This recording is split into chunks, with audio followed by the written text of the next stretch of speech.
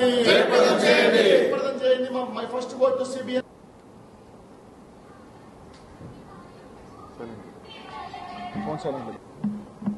ఓకేనా?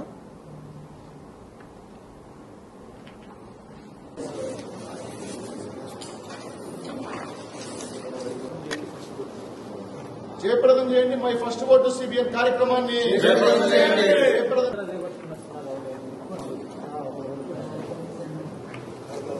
చేయండి my first vote to CBN కార్యక్రమాన్ని. జయప్రదం చేయండి my first vote for CBN. For CBN కార్యక్రమాన్ని. My first vote for CBN. జయప్రదం చేయండి my first vote for CBN కార్యక్రమాన్ని. My first vote for CBN. My first vote for CBN.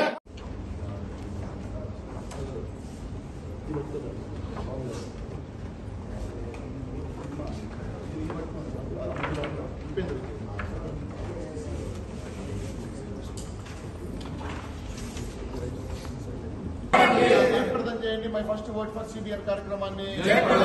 కాపాడండి ఆంధ్రప్రదేశ్ రాష్ట్ర భవిష్యత్తును. ఓట్ ఫర్ సిబిఎన్ కార్యక్రమాన్ని. కాపాడండి ఆంధ్రప్రదేశ్ రాష్ట్రాన్ని. కాపాడండి ఆంధ్రప్రదేశ్ రాష్ట్రాన్ని. సిబిఎన్ కార్యక్రమాన్ని. జయప్రదం చేయండి my first vote for CBN కార్యక్రమాన్ని. కాపాడండి ఆంధ్రప్రదేశ్ రాష్ట్రాన్ని. My first vote for CBN. My first vote for CBN. My first vote for CBN. జయప్రదం చేయండి my first vote to CBN కార్యక్రమాన్ని. జయప్రదం చేయండి my first vote to CBN కార్యక్రమాన్ని. జయప్రదం చేయండి my first vote to CBN కార్యక్రమాన్ని. జయప్రదం చేయండి my first vote for CBN. My first vote for CBN. My first vote for CBN. జయప్రదం చేయండి my first vote for CBN కార్యక్రమాన్ని. జయప్రదం చేయండి my first vote for CBN కార్యక్రమాన్ని. My first vote for CBN. జయప్రదం చేయండి my first vote for CBN కార్యక్రమాన్ని. జయప్రదం చేయండి my first vote for CBN కార్యక్రమాన్ని. జయప్రదం చేయండి my first vote for CBN కార్యక్రమాన్ని. ఆంధ్రప్రదేశ్ రాష్ట్రంలో గడిచిన 56 నెలల కాలంలో ఏ విధంగా రాష్ట్రంలో విద్యార్థులు, యువత, నిరుద్యోగుల యొక్క ఇబ్బందులు, ఈ ప్రభుత్వం చేసిన మోసం, దమనకాండ వల్ల ఏ విధంగా ప్రాబ్లమ్స్ ఫేస్ చేశారో అందరికీ తెలిసిన విషయమే. అందులో భాగంగా ఏదైతే తెలుగుదేశం పార్టీ స్ట్రాటజికల్ గా రాష్ట్ర వ్యాప్త పిలుపులో భాగంగా ప్రతి నియోజకవర్గంలో ఔత్సాహికంగా పార్టీకి ఎంతో సేవలు అందిస్తూ పార్టీకి కష్టకాలంలో అండగా నిలిచిన యువతి, యువకులు, విద్యార్థులను, మహిళలను గుర్తించి ప్రతి నియోజకవర్గంలో ఒక 10 మందితో కూడిన కమిటీని యువనేత నారా లోకేష్ గారి సూచనల మేరకు తెలుగుదేశం పార్టీ ఏర్పాటు చేయడం జరిగింది. అందులో భాగంగా ఓ బృహత్తకరమైన కొత్త కార్యక్రమానికి తెలుగుదేశం పార్టీ జాతీయ అధ్యక్షులు నారా చంద్రబాబు నాయుడు గారు, యువనేత నారా లోకేష్ గారు, రాష్ట్ర అధ్యక్షులు అచ్చెన్నాయుడు గారు శ్రీకారం చుట్టిన నేపథ్యంలో ఆ కార్యక్రమాన్ని రాష్ట్ర వ్యాప్తంగా ప్రతి నియోజకవర్గంలో లాంచ్ చేయడం జరుగుతూ ఉంది. అందులో భాగంగా గుంటూరు జిల్లాలో గుంటూరు పశ్చిమ నియోజకవర్గం కానివ్వండి, అలాగే జిల్లాలో ఉన్న 7 అసెంబ్లీ నియోజకవర్గాల్లో కూడా ప్రత్యేక బృందాలను ఏర్పాటు చేసి ఎంపిక చేసి వారి ద్వారా విశిష్ట సేవలు వినియోగించుకోవడానికి పార్టీ శ్రీకారం చుట్టిన నేపథ్యంలో my first vote to CBN అనే కార్యక్రమం, అంటే ఈ రాష్ట్రంలో రానున్న సార్వత్రిక ఎన్నికల్లో మొట్టమొదటిసారి ఓటు వినియోగించుకోబోయే విద్యార్థులు, యువత అందరినీ మొట్టమొదటి ఓటు ఈ రాష్ట్రం బాగు కోసం, ఈ రాష్ట్ర సర్వతోన్ముఖాభివృద్ధికి, ఈ రాష్ట్ర సమగ్ర అభివృద్ధికి, ఈ రాష్ట్రం యొక్క భవిష్యత్తు కోసం పాటుపడే విధంగా ఆ ఓటు దుర్వినియోగం కాకుండా సద్వినియోగం అవ్వాలన్న ఉద్దేశంతో ప్రతి కళాశాలలో ఉన్న విద్యార్థులను మేల్కొల్పే ఆలోచనలో భాగంగానే ఈ my first vote to CBN కార్యక్రమం పేరుతో తెలుగుదేశం పార్టీ బృహత్త కార్యక్రమానికి శ్రీకారం చుట్టబోతా ఉంది. అందులో భాగంగా ఈరోజు ఆంధ్రప్రదేశ్ రాష్ట్రంలో మొట్టమొదటిసారిగా ఓటు వినియోగించుకోబోయే విద్యార్థులు, యువత సామాజిక సమానత్వానికి, అలాగే మౌలిక సదుపాయాల కల్పనకి, గుంతలు లేని రోడ్లకి, ఉద్యోగ భద్రత, అలాగే బెస్ట్ ఎడ్యుకేషనల్ సిస్టమ్ కి, మహిళా సాధికారత కోసం, అలాగే ఉద్యోగ ఉపాధి అవకాశాలు, పేదరిక నిర్మూలన, అలాగే స్వచ్ఛ ఆంధ్రప్రదేశ్, అలాగే రాష్ట్రంలో వివిధ సమస్యలు లేని ఒక బెస్ట్ ఎంపవర్మెంట్, బెస్ట్ గవర్నమెంట్ కి శ్రీకారం చుట్టే విధంగా మొట్టమొదటి ఓటు పడాలనే ఉద్దేశంతో ఈ రాష్ట్రంలో ఉన్న యువత విద్యార్థులను మేల్కొల్పే ఆలోచనలో భాగంగానే ఈ మై ఫస్ట్ ఓటు సిబిఎన్ కార్యక్రమానికి శ్రీకారం చుట్టడం జరిగింది. ఈ కార్యక్రమం ముఖ్య ఉద్దేశం ప్రతి నియోజకవర్గంలో ఏ కళాశాలలు ఉన్నాయో, ఎందుకంటే డిగ్రీ చదువుతున్న విద్యార్థులు ఎక్కువగా మొట్టమొదటి ఓటు వినియోగించుకోబోతా ఉన్నారు. వాళ్ళందరినీ ప్రత్యక్షంగా కలిసి చైతన్యపరిచి ఈ రాష్ట్రానికి ముఖ్యమంత్రిగా నారా చంద్రబాబు నాయుడు గారు ఎన్నుకోవాల్సిన ఆవశ్యకతను వివరించి, ఎందుకంటే గడిచిన ఎప్పుడైతే చంద్రబాబు నాయుడు గారు 14 సంవత్సరాలు ముఖ్యమంత్రిగా పనిచేసిన కాలంలో ఏ విధంగా అయితే తను ఎన్నో తన మధ్యలో నుంచి వచ్చిన ఎన్నో బృహత్తకరమైన ఆలోచనలతో ఈ రాష్ట్రం యొక్క అభివృద్ధికి, ఈ రాష్ట్రం యొక్క ప్రపంచ పటంలో ఈ రాష్ట్రాన్ని నెంబర్ 1 గా తీర్చిదిద్దాలనే ఉద్దేశంతో కలలుగన్నారు. గతంలో మనం చిన్నప్పుడు చూసుకున్నాం, మాకు మొట్టమొదటి ఓటు వచ్చినప్పుడు విజన్ 2020 అన్నారు. ఈ రోజు ఆ విజన్ 2020 కల సాకారమైంది. ఈ రోజు మనం ఈ విధంగా ఒక ఐటీ విప్లవానికి, ఈ పారిశ్రామిక విప్లవానికి, అలాగే అన్ని రంగాల్లో ఎంతో పురోగతి సాధించామంటే అది నారా చంద్రబాబు నాయుడు గారి ఒక ఘనత తప్పితే మరొకటి కాదు. అందులో భాగంగానే అలాగే ఇప్పుడు విజన్ 2047 పేరుతో నారా చంద్రబాబు నాయుడు గారు మరోసారి తన విజనరీని ప్రూవ్ చేసుకోవడానికి సిద్దమయ్యారు. ఈ నేపథ్యంలో అటువంటి దార్శనికత నాయకుడికి మనందరం అండగా ఉండాలా. ఈ రాష్ట్రంలో ఉన్న యువకులు, విద్యార్థులు ఈ మొట్టమొదటి వినియోగించుకునే ఓటు దుర్వినియోగం కాకూడదు. ఈ రాష్ట్రంలో మీరు వేసిన ఓటు వల్ల ఈ రాష్ట్రంలో దమనకాండకు, ఈరోజు రాష్ట్రంలో చూసుకుంటే యువతకు ఉపాధి లేదు, నిరుద్యోగులకు ఉద్యోగాలు లేవు, విద్యార్థులకు వసతులు లేవు, మహిళలకు రక్షణ లేదు, దళితులకు భద్రత లేదు, రైతాంగానికి గిట్టుబాటు ధర లేదు, అలాగే మీలాంటి పత్రికా విలేకరులు కూడా స్వేచ్ఛ లేని పరిస్థితి ఆంధ్రప్రదేశ్ రాష్ట్రంలో ఉంది.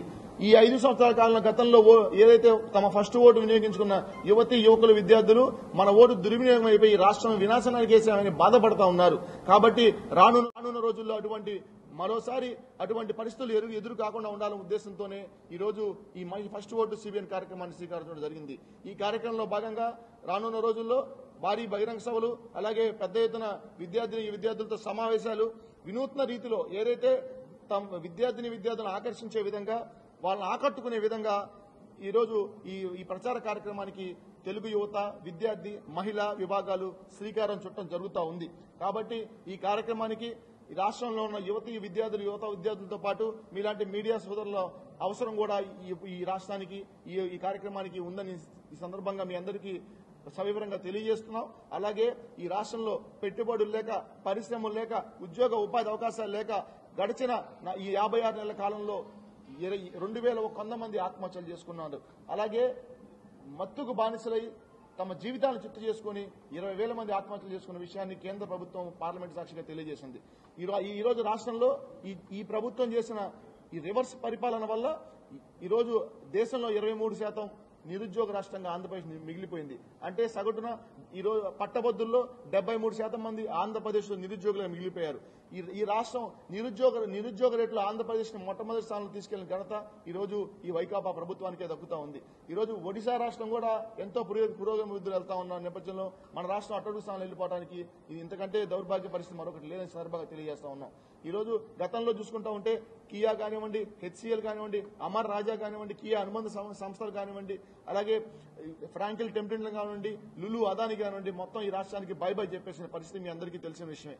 మరి భవిష్యత్తులో తిరిగి మన ఆంధ్రప్రదేశ్ లో ఉద్యోగాలు రావాలన్నా, ఉద్యోగ విప్లవం రావాలన్నా, పారిశ్రామిక అభివృద్ధి జరగాల. అది జరగాలంటే ఒక సమర్థవంతమైన పారదర్శక నాయకుడు ఈ రాష్ట్రానికి ముఖ్యమంత్రిగా కావాల్సిన అవసరం ఉంది. ఈ సందర్భంగా ప్రతి ఒక్క విద్యార్థికి తెలియజేస్తా ఉంటామని సందర్భంగా నేను మీ అందరికీ తెలియజేస్తూ ఈ మై ఫస్ట్ ఓటు సిబిఎన్ కార్యక్రమంలో ప్రతి ఒక్కళ్ళు 18 ఏళ్లు నిన్న ప్రతి ఒక్కళ్ళు భాగస్వామ్యం అవ్వాలని చెప్పి మీ మీడియా ముఖంగా ఈ రాష్ట్రంలోని యువత విద్యార్థులను కోరుతా ఉన్నాం.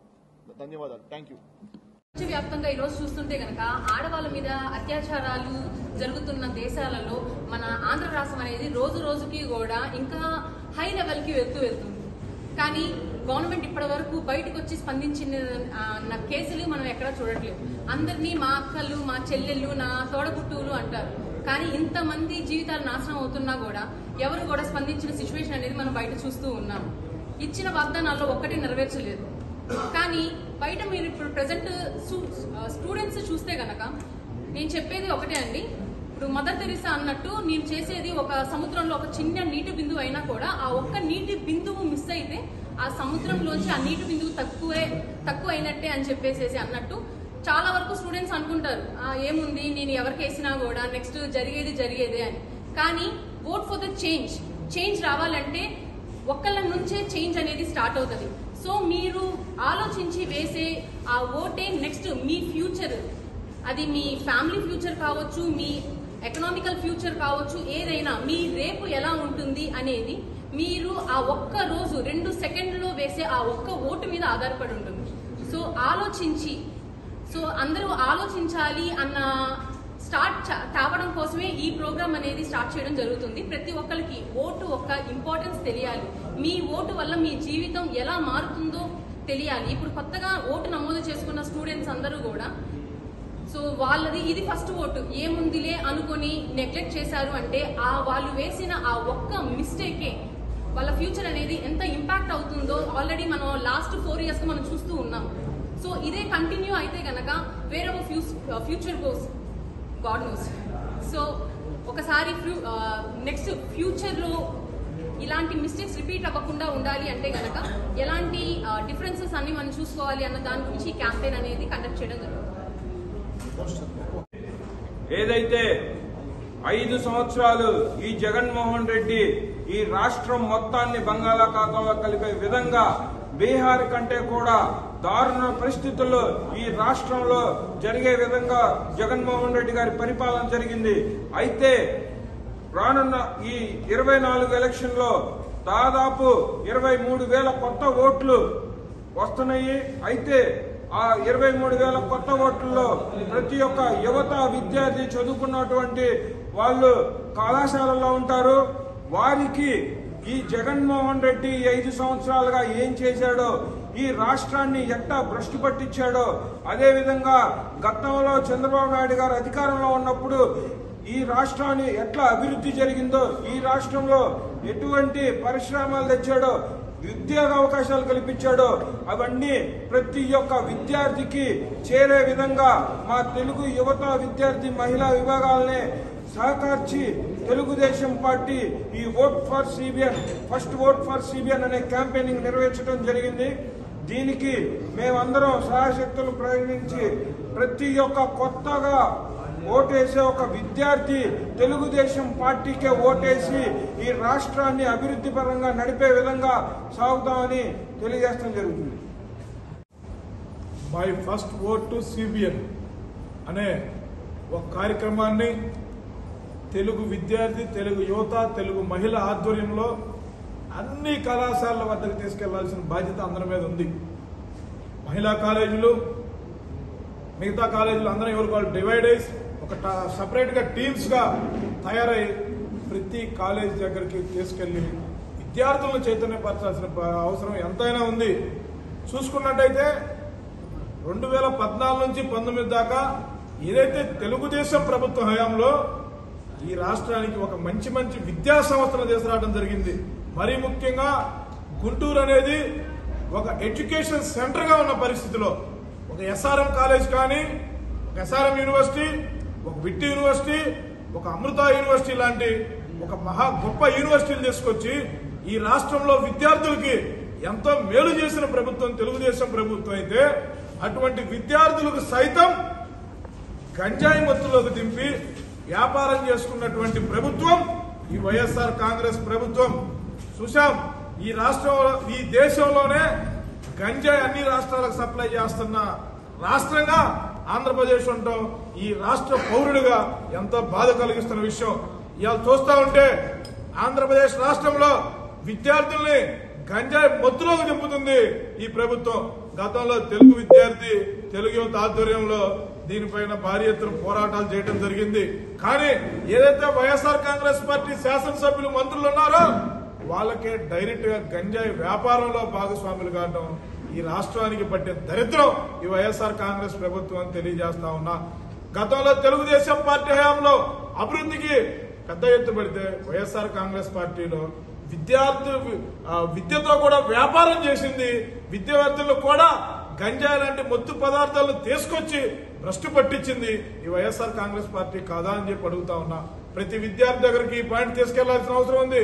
మరీ ముఖ్యంగా ఏదైతే తెలుగుదేశం పార్టీ 2014 నుంచి 19 దాకా అధికారంలో ఉన్నప్పుడు తెలుగు విద్యార్థి ఆధ్వర్యంలో జరిగినటువంటి సంక్షేమ హాస్టళ్లు వసతి గృహాలు పరిశీలన నిద్రించే కార్యక్రమం, ఆ రోజు అక్కడున్న ఇబ్బందులు గమనించి నారా లోకేష్ బాబు గారి దృష్టికి తీసుకెళ్తే కాస్మెటిక్ ఛార్జెస్ 80% పెంచింది తెలుగుదేశం ప్రభుత్వం. అయితే గడిచిన 4 సంవత్సరాల 10 నెలల కాలంలో 2 రూపాయలైనా కాస్మెటిక్ ఛార్జెస్ పెంచావా జగన్మోహన్ రెడ్డి అని చెప్పి సూటిగా జగన్మోహన్ రెడ్డిని అడుగుతూ ఈ విషయాలన్నీ విద్యార్థులు ఆలోచించాలి.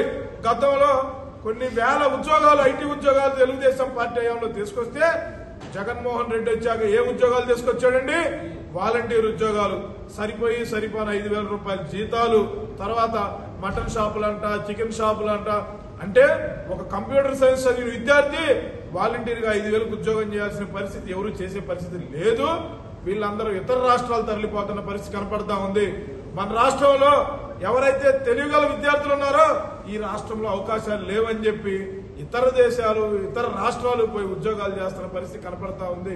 దీని అన్నిటికీ నాంది పలకడానికి మన లోకేష్ గారు, చంద్రబాబు నాయుడు గారు ఒకటే చెప్పారు, తెలుగుదేశం పార్టీ అధికారంలోకి వస్తే మొదటి 6 నెలల్లోనే కనీసం 20 నుంచి 30,000 సాఫ్ట్వేర్ ఉద్యోగాలు తీసుకురావడానికి సంబంధించినటువంటి సంస్థలు ఇక్కడ స్థాపించడానికి ముందుగా తెలుగుదేశం పార్టీ కృషి చేస్తుందని చెప్పారు.